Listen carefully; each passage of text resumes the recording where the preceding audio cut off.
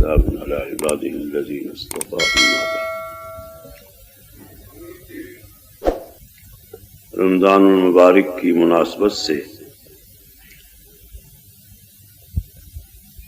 عمل سے متعلق چند باتیں عرض کرتا ہوں.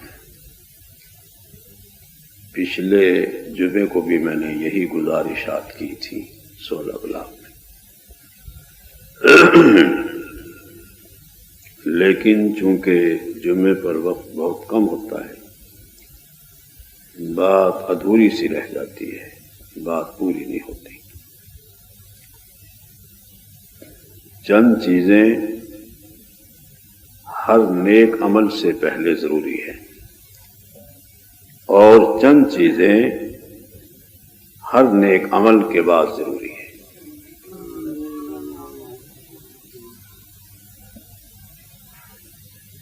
عمل سے پہلے چند چیزیں چاہیے اور چند چیزیں عمل ہو جانے کے بعد چاہیے. جب تک آپ کو کسی عمل کی توفیق نہیں ہوتی یا کسی عمل کا وقت نہیں آتا، یوں کہہ لیں، جب تک آپ پہ کسی عمل کا وقت نہیں آتا، اس سے پہلے چند چیزوں کا ہونا ضروری ہے. ایک تو اس عمل کی اللہ سے توفیق کی دعا کہ یا اللہ آنے والے وقت میں مجھے عمل کی توفیق نصیب فرما. نماز سے پہلے اللہ سے نماز کی توفیق مانگے. رمضان مبارک کا مہینہ ابھی نہیں آیا ہے، پہلے ہی اس کی توفیق مانگنا شروع کر دے. میں نے بہت مدت ہوئے ایک ہفتہ روزہ رسالہ میں یہ بات پڑھی تھی. لوگ یہ جو رسالے ہیں، ہفتہ روزے ہیں یا ماہانہ ہیں،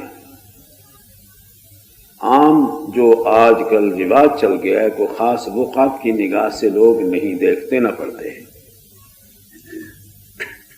حالانکہ ان میں صاحب مضمون نے پتہ نہیں کس تکلیف سے وہ مضمون اکٹھا کیا ہوتا ہے. تو اس ایک ہفتہ روزہ میں نے یہ بات پڑھی تھی کہ اہل اللہ رمضان مبارک کے آنے سے 6 مہینے پہلے سے دعا شروع کر دیتے ہیں کہ یا اللہ آنے والا رمضان مجھے نصیب فرما.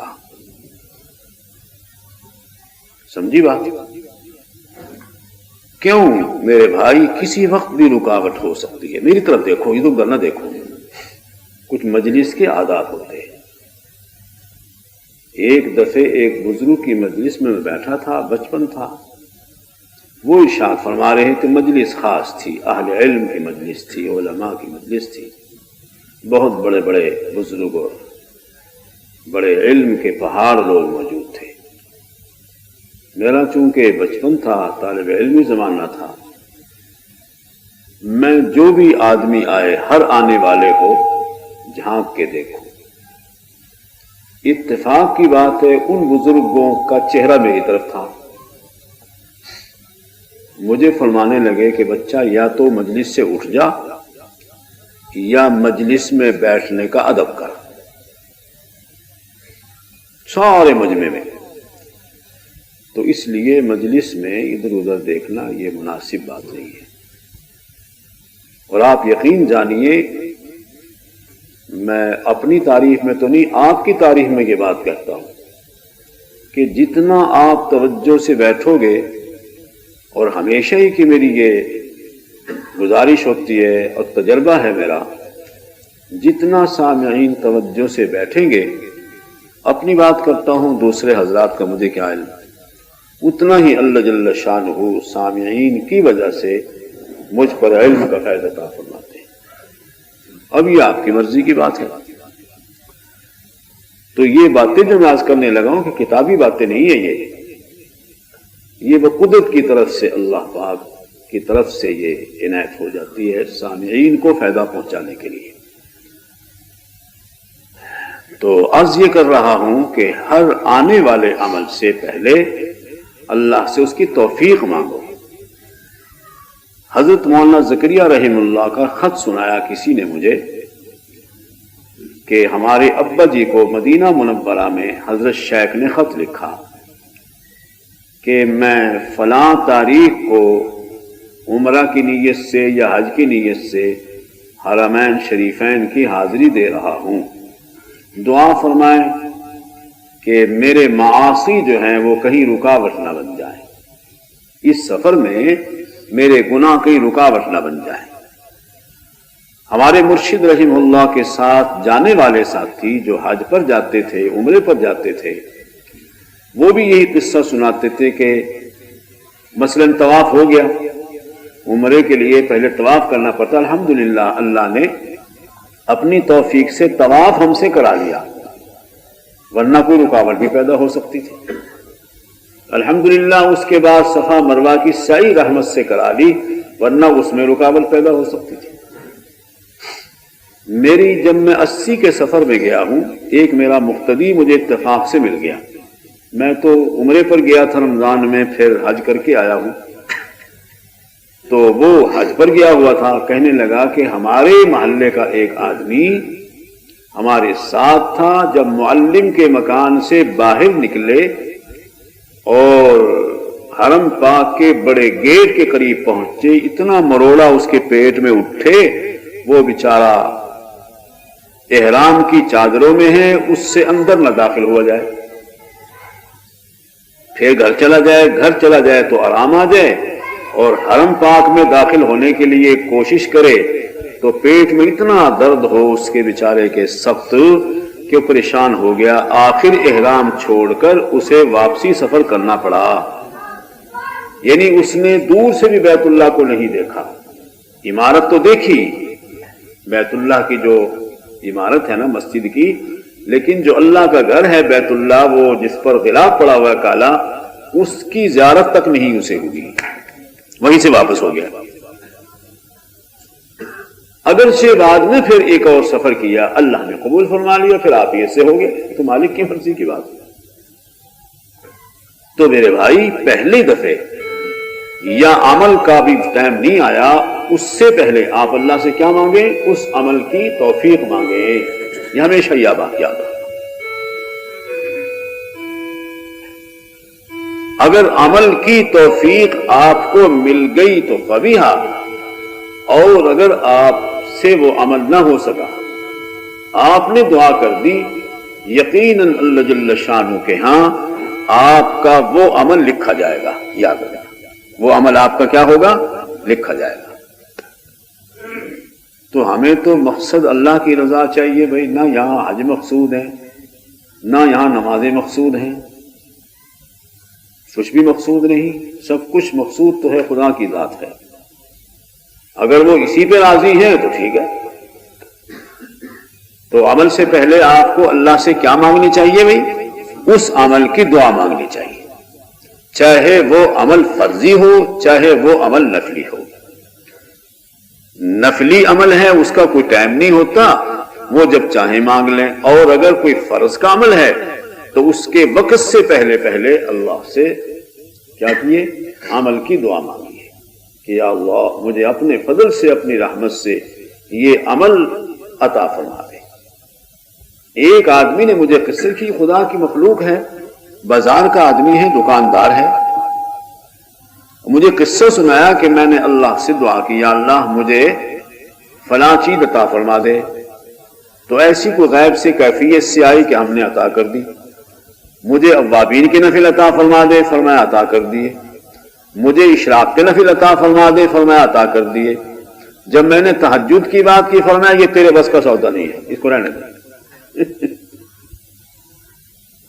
تو وہی اس کی توفیق کی بات ہے۔ آپ نے عمل کی دعا کی، عمل یقیناً نصیب فرمائیں گے۔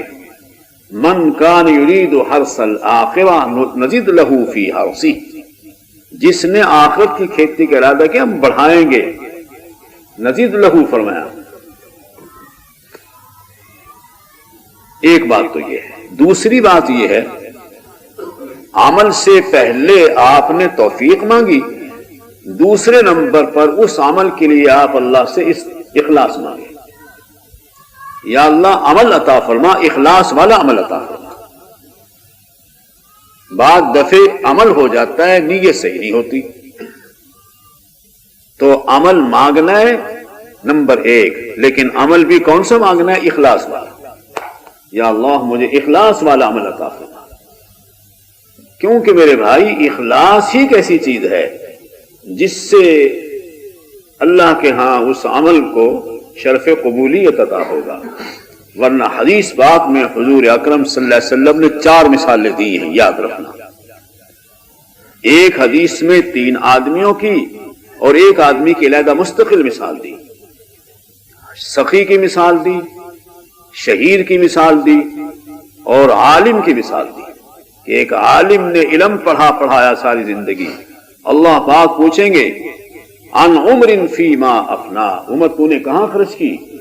وہ کہے گا یا اللہ میں نے علم پڑھایا ساری زندگی علم میں گزار دی۔ فرمایا بالکل صحیح کہا، لیکن مخلوق کے لیے کیا تھا، مخلوق میں آفرین اور مرحبا کہلوانے کے لیے کیا تھا، وہ تیرا ہو گیا، جاؤ۔ فرشتوں کہیں گے فرمایا جہنم میں ڈال دو اس کو جا۔ بالکل صحیح حدیث ہے حضور اکرم صلی اللہ علیہ وسلم کا، صحیح ارشاد گرامی۔ دوسرے نمبر پہ فرمایا کہ سخی کو بلایا جائے گا، ہاں بھائی، عن مال این مقتصبت وفیما انفقت، کہاں سے کمایا، کہاں خرچ کیا، بولو۔ وہ کہے گا یا اللہ میں نے اس طرح کمایا اور تیری راہ میں خرچ کیا۔ فرمایا میری راہ میں کیا تھا لیکن دنیا کی واہ واہ کرانے کے لیے، جیسے آج تختیاں لگ جاتی ہیں، فلاں نے یہ چیز بنائی، فلاں نے یہ کیا، فلاں نے جناب یہاں اتنا پیسہ خرچ کیا، وزیروں کی، بڑے میں عالموں کی بات نہیں کرتا ہوں، عالم تمہارے آنکھوں کے نور ہیں، دنیا والوں کی بات کرتا ہوں کہ جہاں پیسہ خرچ میں شہرت ہوگی وہاں دیں گے اور جہاں نہیں ہے وہاں نہیں۔ تو فرمایا ٹھیک کیا، تو نے خرچ تو کیا لیکن تو نے دنیا میں اپنی آفرین لینے کے لیے، تحسین لینے کے لیے تو نے ایسا کیا، وہ ہو گیا، تیری شہرت ہوگی، جاؤ فرشتوں کو حکم دیں گے جہنم میں ڈال دو۔ تیسرے آدمی کو فرمایا عن شباب فیما ابلا، تو نے جوانی کہاں خرچ کی؟ وہ کہے گا یا اللہ میں نے جوانی تیری راہ میں دے دی، قربان کر دیا اپنی جان کو، شہید ہو گیا تیری راہ میں۔ فرمایا صحیح ہے لیکن اس لیے کہ دنیا تیری واہ واہ کرے گی۔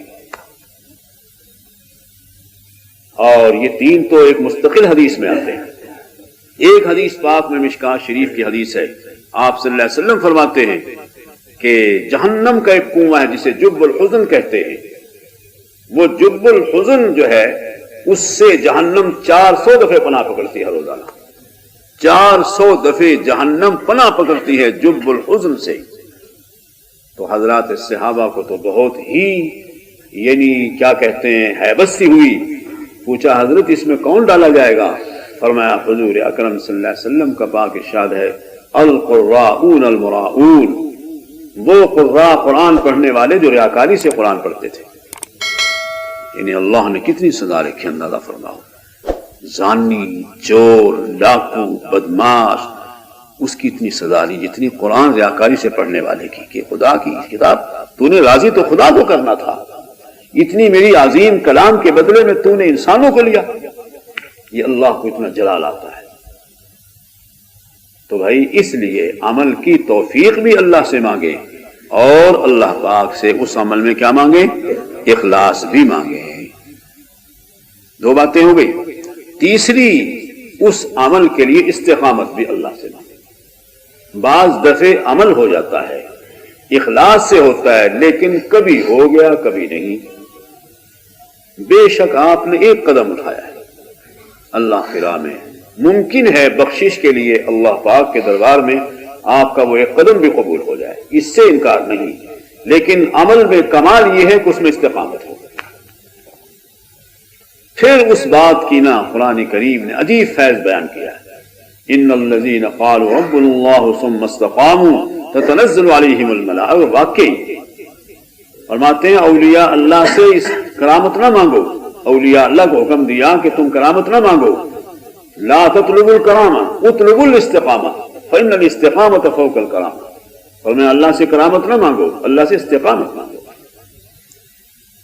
میں نے 2 بزرگوں کی خدمت میں حاضری دی، آپ یقین کرنا، چونکہ ہم نے تو ان کا آخر دیکھا، لیکن جن لوگوں نے ان کا ابتدا دیکھا، فرمایا ابتدا میں جیسے دیکھا داخل میں ویسے ہی ہے۔ ہمارے حضرت لاہوری رحمہ اللہ کو ایک مولوی صاحب میرے پاس آیا کرتے تھے، وہ فرماتے تھے 40 سال میں نے حضرت کو دیکھا، جو ابتدا آخر میں بھی وہی ہے،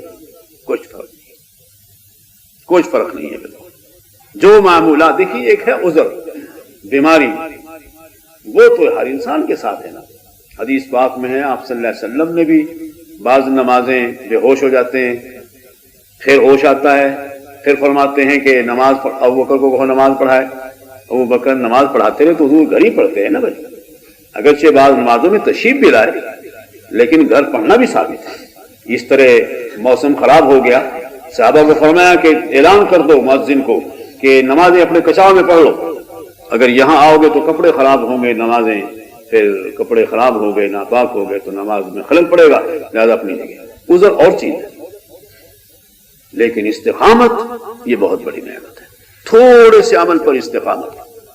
حضرت وہ سائیں توکل شاہ صاحب رحمہ اللہ کے میں نے ملفوظات میں پڑھا، فرمایا کہ کسی آدمی کو مرشد یہ کہہ دیتے ہیں کہ سبحان اللہ کی 202 تسبیح پڑھ لیا کر، 200 دفعے سبحان اللہ پڑھ لیا کر، اور زیادہ ذکر نہیں بتلایا، 2 تسبیح بتلائی، لیکن اس نے 2 پہ استقامت کی، ان 2 ہی تسبیح سے اللہ والا بن جائے گا۔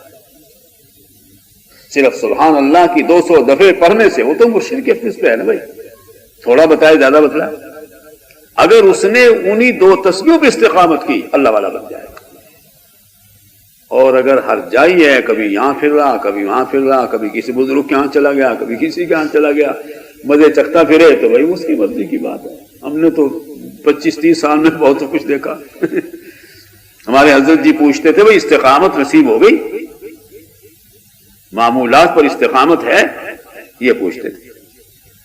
ایک دن دہلی شریف میں آپ کی خدمت میں تھا، اکیلا ہی تھا میں، وہاں کوئی مرید نہیں جاتے تھے، آپ یقین کرنا، اور ڈرتا ہوا لکھتا نہیں تھا، پروگرام نہیں پوچھتا تھا، بھی حضرت کہیں گے بھی دہلی شریف کے آنے سے ڈرتا ہے، یہ اللہ اللہ سیکھتا ہے، اس لیے کبھی پوچھا ہی نہیں۔ بہرحال وہاں ہوئے تو وہاں قیام ہو گیا، اگر آگے تشریف فرما ہوئے تو آگے گاؤں میں چلا گیا، جانے کا بھی رستہ ایسے ہی تھا، بارش ہو گئی تو ہفتہ ہفتہ بسیں بند۔ ہمارے یہاں کے سرگوز اکثر ساتھیوں نے جو بعد کے ساتھی مرید ہوئے، انہیں تو دہلی شریف دیکھی ہی نہیں، پرانے ساتھیوں نے دیکھی تھی جو پرانے زمانے کے تھے، کم از کم جو میرے متعلقین ہیں جن کو میں نے حضرت سے بیعت کرایا، ان کو دہلی کا پتہ ہی نہیں، وہ بعد میں کہیں بیعت ہو گئے جب دہلی حضرت کا سفر ہی بند ہو گیا تھا، چونکہ ذوف آ گیا تو پھر وہاں تشریف نہیں لے جاتے تھے، ورنہ 15 دن وہاں 15 دن۔ 2 اہلیاں تھیں ہماری مائیں محترمہ رحمہ اللہ، تو 15 دن ان کے پاس، 15 دن ان کے پاس۔ تو میں نے صبح کو سفر کرنا تھا، فرمایا صبح تو جائے گا؟ میں نے کہا جی ہاں۔ تو تسبیح آپ کے ہاتھ میں ہے، عصر کے بعد سیر کرنے جاتے تھے، میں بھی ساتھ ہو لیا۔ واپسی پر فرمایا کہ دیکھ میرے بیٹا، حضور اکرم صلی اللہ علیہ وسلم میں ساری کائنات سے زیادہ کمالات تھے، کسی عالم کو انکار نہیں، کسی فرقے کو انکار نہیں، لیکن سب سے بڑا کمال جو حضور پاک کو اللہ نے عطا کیا وہ کیا؟ استقامت ہونا تھا، سب سے بڑا کمال، یہ بات یاد رکھنا۔ اور میرے شیخ حضرت لاہوری فرماتے تھے دنیا کے کام میں بھی استقامت کی ضرورت ہے، جس میں استقامت نہیں، ورنہ دنیا کا ہے نہ دین کا ہے، کسی چیز کا بھی بیچارہ دنیا کا کام بھی کرتا ہے، کبھی کوئی کیا کرے گا بیچارہ، کامیاب ہوگا۔ تو تیسری اللہ پاک سے انسان عمل کے لیے کیا مانگے بھائی؟ استقامت مانگے۔ تیری ٹیپ ٹھیک ہے نا بھائی؟ یہ بات یاد رکھنا، یہ کبھی میرے ذہن میں بات نہیں تھی، پھر بھی ضائع ہو سکتی ہے، ذہن سے نکل سکتی ہے۔ تو 3 باتیں عمل سے پہلے ہوں، توفیق عمل، اور عمل میں اخلاص، اور عمل پر استقامت۔ یہ 3 باتیں ہر نیک عمل، چاہے وہ اللہ کا فرض ہو، چاہے وہ نفلی عبادت ہو، بدنی ہو، قولی ہو، کسی سے آپ نے بات کہنی ہے۔ حضرت لاہوری رحمہ اللہ فرماتے تھے کہ میں اللہ سے دعا کرتا ہوں، یا اللہ میری 2 چیزیں موت تک محفوظ رہیں، میرا درس محفوظ رہے موت تک، اور میری نماز محفوظ رہے موت تک۔ چنانچہ جمعے کے دن آپ نے جمعہ پڑھایا، جمعے کے بعد بے ہوش ہو گئے، عشاء کے قریب اللہ کو پیارے ہو گئے، یعنی درس جمعے کو چھٹی کیا کرتے تھے۔ شجاباد والے حضرت جی سفر میں ہوتے تھے تو چھٹی کرتے تھے، ورنہ جمعے کی بھی چھٹی کوئی نہیں ہوتی تھی درس کی، اتنے عاشق تھے قرآن کریم کے درس کے۔ تو توفیق عمل اور عمل میں اخلاص اور عمل پر استقامت، چاہے وہ تھوڑا ہو جائے۔ حدیث میں ہے ایک عورت اما عائشہ کو اپنی رات کی عبادات ذکر کرتی رہی، تو حضور پاک تشریف فرما ہوئے، حضور نے پوچھا یا عائشہ یہ کیا کہہ رہی ہے؟ ما قال، کیا کہہ رہی ہے؟ اما عائشہ نے کہا کہ یہ کہہ رہی ہے میں رات اتنی دیر جاگی ہوں، اتنے میں نے نفل پڑھے، اتنا میں نے ذکر کیا، اتنے میں نے تلاوت کی۔ حضور نے فرمایا کہ عائشہ اسے سمجھا دے، خیر العمل ما دیم علیہ وان قل، بہترین عمل اللہ کے ہاں محبوب وہ ہے ہمیشگی ہو چاہے تھوڑا ہو جائے، وان قل، آپ پچھلی رات کو اٹھ کر 4 نفل پڑھ لو۔ ایک مثال دے رہا ہوں، دیکھیے عذر تو حضور کے ساتھ بھی رہا، یعنی قصدن ایسا نہ کریں، 4 نفل پڑھ لیں، ہر روزہ نہ پڑھیں، دل میں ایک نور پیدا ہو جائے گا، یاد رکھو۔ اور اگر کبھی 100 رکعتیں، کبھی 500، کبھی 1000 اور کبھی فرض بھی گئے، وہ کمال، وہ جو عمل پر استقامت پر جو وہ کہ اللہ کا سکینہ آنا ہے، ملائکہ کا نزول رحمت لے کر آنا ہے، رحمت نازل کرنی، وہ نہیں ہوگا۔ باقی اللہ پاک تو اتنے مہربان ہے، تو نے زبان سے ایک دفعہ اللہ کہا زندگی، وہ بھی لکھ لیتے ہیں خدا کے فرشتے، وہ اور بات ہے۔ یہ 3 باتیں عمل سے پہلے ہونا چاہیے، 3 ہی باتیں اتفاق سے اللہ نے عطا فرمائی، 3 ہی باتیں عمل کرنے کے بعد بھی ہونی چاہیے۔ وہ کون سی بھائی؟ پہلی بات تو یہ ہے کہ اس عمل کی قبولیت کی اللہ سے دعا کریں، اس عمل کی اللہ سے قبولیت کی دعا کریں، یہ تو ہے زبانی۔ اور دعا کے ساتھ ساتھ دوسرا عمل کیا کریں؟ استغفار کریں۔ استغفار کس بات کا؟ کہ شاید اس عمل میں کوئی کوتاہی رہ گئی ہو، جیسے قرآن کریم نے کہا سورہ زاریات میں، قلیلا ما یہجعون، اللہ کے پیارے بندے، ان المتقین فی جنات وعیون آخذین ما آتاہم ربہم انہم کانوا قبل ذلک محسنین وکانوا قلیلا من اللیل ما یہجعون اور وبالاسحار هم یستغفرون۔ فرمایا رات کو، پچھلی رات یعنی رات کو تھوڑا آرام کرتے ہیں، میرے پیارے بندے جن کو میں نے جنت دینی، تھوڑا آرام کرتے ہیں۔ مغرب کی نماز آپ نے پڑھی، وہ بھی رات کی نماز ہے، عشاء کی نماز بھی رات کی نماز ہے، فجر کی نماز بھی رات کی نماز ہے، اور اگر نفل نصیب ہو گئے تو بہرحال بنسبت حیوانی زندگی والوں کے تھوڑا ہی سوتا ہے۔ اس کا یہ مطلب نہیں ہے کہ 12 گھنٹے کی رات میں آپ 3-4 گھنٹے سوئے نا، مطلب ہے کہ دنیا کے انسان حیوانوں کی نیند سوتے ہیں، اس سے وہ نہیں سوتے، یہ مطلب ہے اس کا۔ میں نے حضرت ڈاکٹر صاحب رحمہ اللہ، کراچی والے بہت بڑے اللہ والے بزرگ تھے، حضرت جی کے بعد حضرت سے تعلق رکھا میں نے خط و کتابت کا، خدمت میں حاضر بھی ہوتا رہا۔ میں نے کہا جی بعض دفعے آدمی کو توفیق نہیں ہوتی پچھلی رات، فرمایا پہلی رات چند نفل پڑھ کے سو جایا کرو، وہ بھی تہجد میں شمار ہوتے ہیں۔ دیکھیے کسی لحاظ سے بھی مشکل نہیں مسئلہ، پچھلی رات اگر اٹھنے کا کوئی وہ نہیں ہے، یقین نہیں ہے، پہلی رات عشاء کی نماز کے بعد سونے سے پہلے 4 یا 6 نفل پڑھ کے سو جاؤ، اول تو وہ نفل تہجد کھینچ لیں گے، توفیق ہوگی، اور اگر نہ ہوئی تو اللہ کے ہاں تہجد لکھی گئی، کیونکہ تہجد پر بہت سے اقوال لکھے ہیں مفسرین کرام نے اور محدثین۔ تو اللہ سے کیا مانگو بھائی؟ عمل کی قبولیت مانگو۔ دوسرے نمبر پر اللہ سے استغفار کرو، باری تعالیٰ سے کیا کرو؟ استغفار کرو کہ اس عمل میں جو کوتاہی رہ گئی یا اللہ آپ اس کو فروگزاشت فرمائے، معاف فرما دیں۔ اور تیسری چیز جو ہے وہ ہے دل میں خوف، وجلت قلوبہم، فرمایا ان کے دل کانپتے ہیں۔ یہ سورہ مومنون میں آیات میں اللہ نے ایمان والوں کی صفات بیان کی۔ اما عائشہ سے صحابہ نے پوچھا کہ اما جی یہاں کسی گناہ کا ذکر تو نہیں ہے، یہاں ڈرنے کو کیوں فرمایا اللہ پاک نے؟ اما عائشہ نے کہا ڈر قبول نہ ہونے کا، یہ ڈر جو ہے کہ قبول پتہ نہیں ہوا ہے یا نہیں ہوا، یہ دل میں زبان سے 2 باتیں، قبولیت کی دعا اور کیا ہے؟ قبولیت کی دعا شکر کے ساتھ، یہ بھی یاد ہوگا، قبولیت کی دعا شکر کے ساتھ۔ میں 3 بنا رہا ہوں اس لیے کہ پہلی بھی 3 ہے، یہ بھی 3 ہی رہیں۔ قبولیت کی دعا شکر کے ساتھ اور استغفار کے ساتھ. قبولیت کی دعا ہو گئی اور استغفار ہو گیا اس کی کمی بیشی پر، اور دل میں خوف رہا کہ شاید قبول نہ ہوا ہو. یہ دل میں جو خوف ہے نا، یہ بڑا کام بناتا ہے انسان کا. میں نے اس کی مثال دی پچھلے جمعے میں، لیکن اس ترتیب کے ساتھ وہ بیان نہیں تھا کہ حضرت ابراہیم ادہم بہت بڑے کامل بزرگ ہوئے.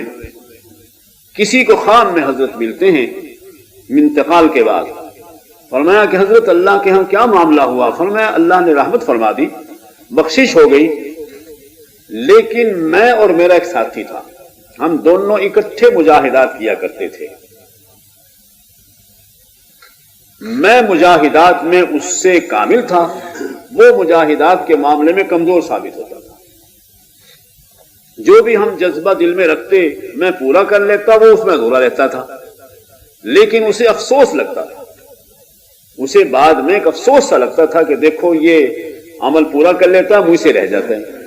اللہ کے دربار میں میرا عمل وزن ہوا، رحمت تو ہو گئی مجھ پر، لیکن اس کے عمل کی کمزوری کے مقابلہ میں اس کے افسوس کا وزن ہوا. اس کا افسوس کا وزن میرے عمل سے آگے نکل گیا. کوئی نہیں سمجھ آیا. تو یہ خوف جو ہے نا دل میں رہنا، جب یہ خوف دل میں آئے گا نا، یہ بات یاد رکھنا، کبھی بھی آپ کے دل میں خیال نہیں ہوگا کہ یہ عمل مجھ سے ہو گیا، بلکہ ذہن سے ہی نکال دیں گے آپ، بھئی جو کچھ کرایا خدا نے کرایا، پتہ نہیں قبول ہوگا کہ نہیں. سید انور شاہ صاحب رحمہ اللہ دیوبند کے بہت بڑے بزرگ تھے. یہ وہ شخصیت تھی جنہیں ہمیشہ آپ صلی اللہ علیہ وسلم کی زیارتیں ہوتی رہتی. تو شاہ صاحب جب بھی کوئی بات ہوتی، سفر حجاز کا میرا یہ واقعہ ہے، حج کا سفر کیا نا، تو یہ جو حرمین شریفین ہے نا، یہ پاک شہر، یہ حجاز میں واقع ہیں. سعودی حکومت کے دو بڑے صوبے، ایک نجد اور ایک حجاز. حرمین شریفین حجاز میں ہیں. تو فرماتے تھے کہ یہ میرے سفر حجاز کا واقعہ ہے. کبھی زبان سے یہ نہیں نکلا کہ میرے حج کا سفر کا یہ واقعہ ہے. کبھی کسی شاگرد نے پوچھا، حضرت نے فرمایا بھائی حج کا تو میں تو کہوں کہ مجھے پتہ چل گیا ہو کہ میرا حج قبول ہو گیا، یہ تو ہوا، یہ تو مجھے علم نہیں. البتہ سفر ہوا ہے، اس لیے میں حجاز کا سفر کرتا ہوں. سفر حجاز کا یہ واقعہ اندازہ فرمائیے. بڑے سے بڑا آدمی بھی یہی کہہ سکتا ہے کہ بھائی اللہ نے توفیق عطا فرما دی، کہ اللہ کرے قبول بھی ہو گیا. ایک عالم نے، اس دور کے عالم نے، مفسر نے اپنی تفسیر میں لکھا، میں تفسیر کچھ نقلی ہے بھائی، اپنی تو تفسیر تو عقل سے تو ہوتی بھی نہیں نا، نقلی ہوتی ہے، اپنی ترتیب سے نقل دے دے انسان. ایک مقام پہ لکھا کہ کسی زمانہ میں آج سے کچھ عرصہ پہلے تک لاکھوں انسان کنکریاں مارتے ہیں، مارتے تھے، وہ کنکریاں پتہ نہیں کہاں غائب ہو جاتی تھی. کیونکہ فرماتے ہیں کہ جس آدمی کا حج قبول ہوا ہے، جس کا رجم قبول ہوا ہے، اس کی کنکریاں فرشتے اٹھا لیتے ہیں. اور یہ دلیل تھی اس بات کی کہ اکثریت کا حج قبول ہوتا تھا. فرماتے ہیں بدقسمتی سے اب کنکریاں پڑی رہتی ہیں. معلوم یہ ہوتا ہے کہ اب کچھ لوگوں کا حج قبول نہیں ہوتا. دلیل یہ ہے.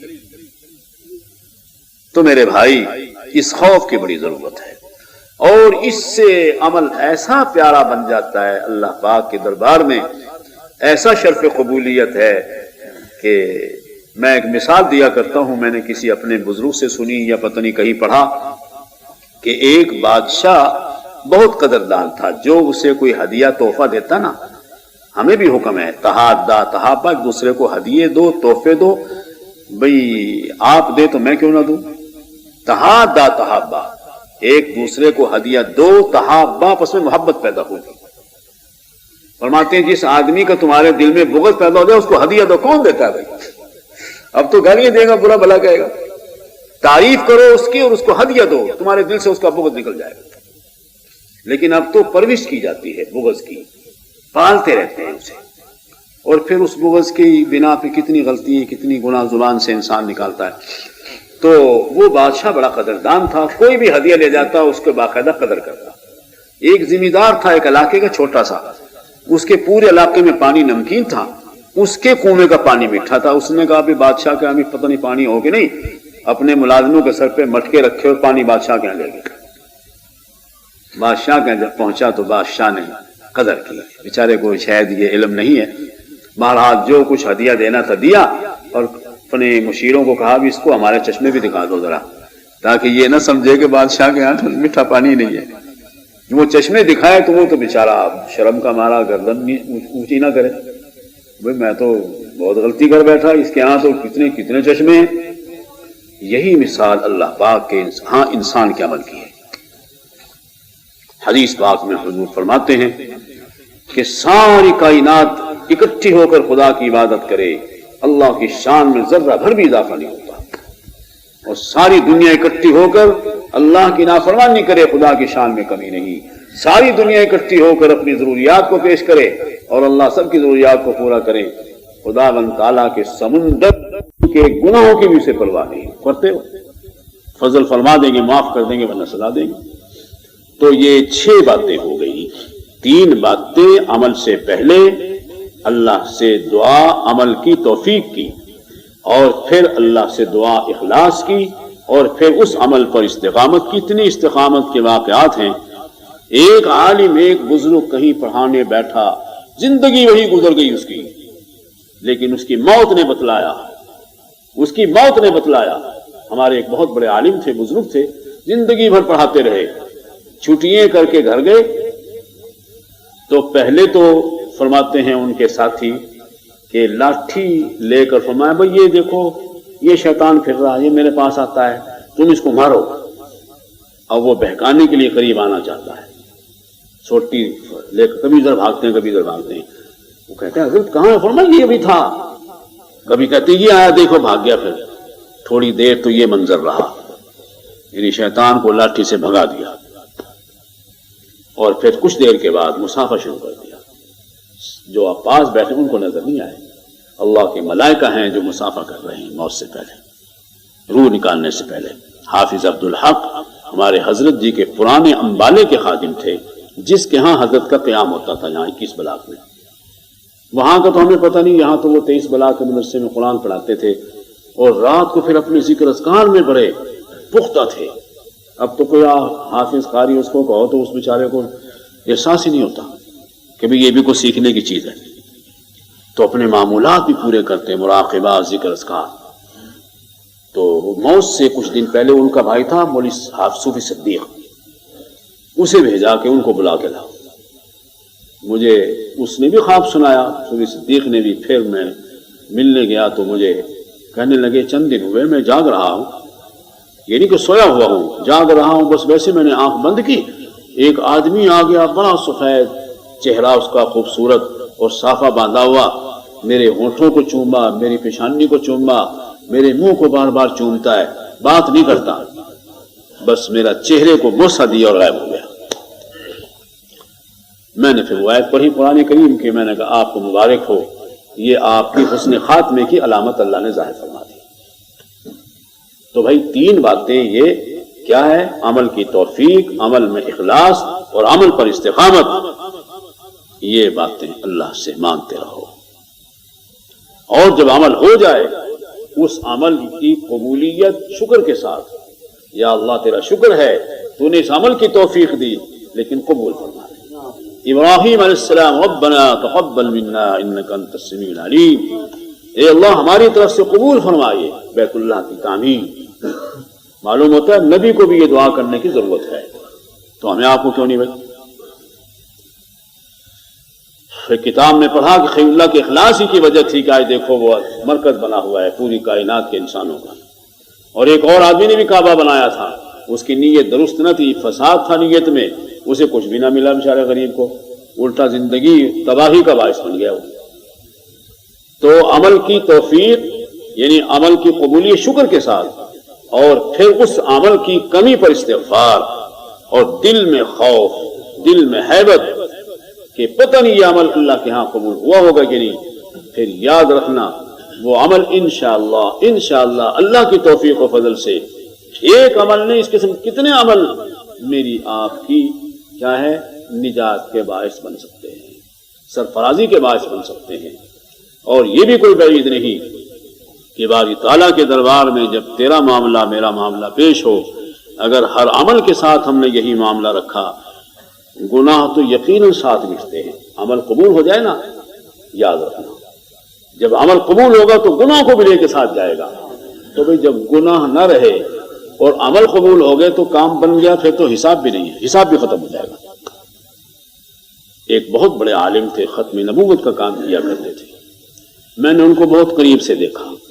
ایک دن کی بات ہے، میں سفر پہ تھا، وہ پیسنجر میں بیٹھے بیچارے، اور اوپر سیٹ جو ہوتی ہے نا سما رکھنے والی، وہاں بیٹھے پہ تلاوت کر رہے قرآن کریم، یعنی سفر بھی یوں ہوتا تھا۔